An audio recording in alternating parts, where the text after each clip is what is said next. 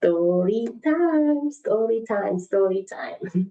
Happy weekend, guys. How are you doing? I'm trying to put this thing, but I'm failing to put it.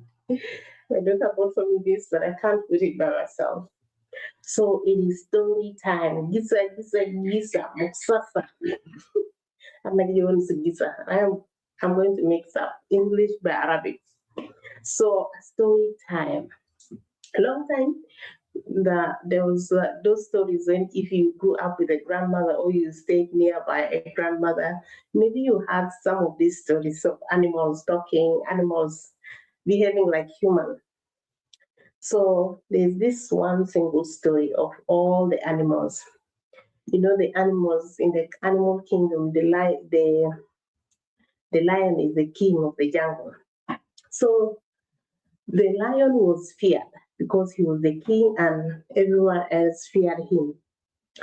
And whenever he says anything, everyone obeys. And before he says something, if he just wants people to obey him, he just strike the drum. He has a very huge, big drum that he can just strike the drum or beat the drum, and the sound of the drum becomes so loud that people just the animals come on their knees, coming to hear what the king is saying. What is the king expecting of us today? What is, and you know, in the animal kingdom, the king is everything belongs to the king. He is everything, even including the people, the women, the children, all belongs to the king. So it happened that that drum, only the lion keeps it. The lion keeps it, and whenever he wants people to obey him, he just strike the drum and the sound will be heard very, very far. People will come from all areas and be on their knees to listen to what the king is saying, what the king wants of them. So one time the lion fell sick. The lion became very, very ill. Not sickness that is just simple. He became very ill that people, the other animals in the jungle, in the kingdom, became so worried. What if this lion will die? Who will take over the drum? Who will be in charge of this drum? Because they believe the drum has all they have is their value is like an emblem of unity of togetherness, is their asset, is a drum. So the hare, I don't know, is a rabbit or is a hare. We used to read those books, the hare, and so the hare volunteer. The hare said that me, I am going to be the one to take control of the drum. Because the hare is very small, very tiny, people started laughing. Who do you think you are? With your tiny body like this, how can you take control of this big, huge drum? The elephants were there. The elephants never showed up. They were very shy. They knew that the drum was very huge. They cannot manage. But the hare was very small. He just showed up. Just goiras. In Arabic, you say goiras.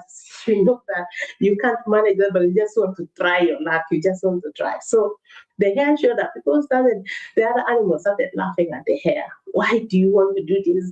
You think you can manage it? The drum is very huge and you're just very tiny like this. What will you do with the drum? The hare just said, I can do it. I can manage this drum. So he was confident. He was confident of himself. The people doubted him, but he was very confident. He was very clever. The hare is always known for being clever, very sharp, and for tricking people. He knows how to trick people.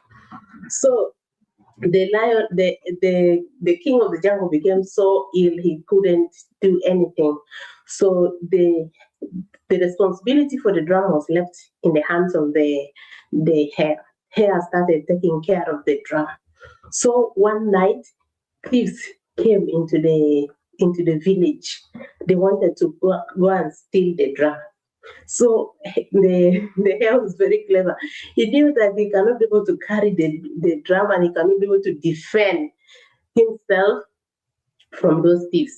So he waited until the thieves were coming, very slowly coming. He was just very while waiting for a particular time so he can strike the drum and everyone in the village will hear and the thieves will run away. That was just his chance. And that was the trick he just wanted to use to win. So he waited, the thieves came in, and when they were about to take the drum, he just struck the drum in a position that it makes a very loudest sound. Everyone, even the neighborhood, all heard about it. The thieves ran away and they left the drum. So people gathered, oh my God, what happened? Is the drum not taken? People were worried. They don't know what happened. They did not know if the drum is still there because that is their value, that is their identity. So they found out that the hare was able to defend himself and the drum was not taken. So people started saying, "Oh, you did it! You can manage it." They started believing in the hair, and they started to understand the hair, not to underestimate the hair strength. So what I just when I was just going through that story, and then I realized many times I underestimate myself. I don't want to show up because I feel, oh, I can't manage to do this. I cannot be able to do that.